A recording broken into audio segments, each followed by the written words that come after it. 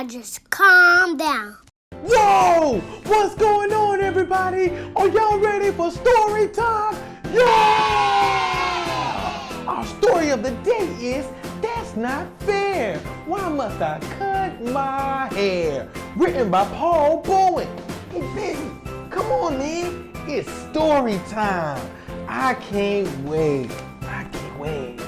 Marcus was having a terrible day at school. His teacher just told him that his hair was against the rules. Whoa. Busy, have you ever broke any rules? I think so. He told her it's a part of his culture. Whoa! But it flew over her head like a vulture. Can we act like we're flying like a vulture? Whoa! He told her he's been growing it since he was a baby. Busy, when you start growing your hair? I ain't never seen a bee with hair, but the facial expression did not change on this lady. Oh, this lady looks kind of mean. Mean is not good, y'all.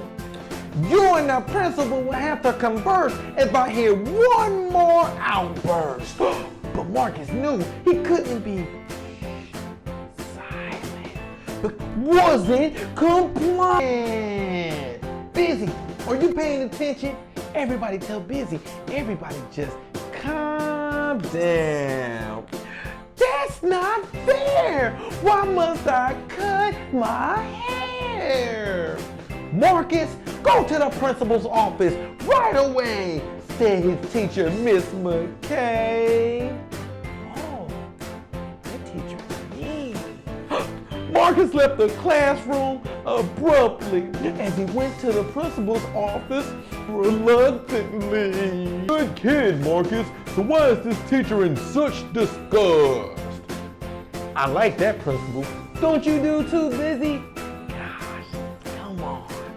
She took one look at my dreadlocks and told me it was unorthodox. Well, even if it's against school policy, my motto is education is always the key. DJ Cali Boys. Ain't that right, Busy? Yeah.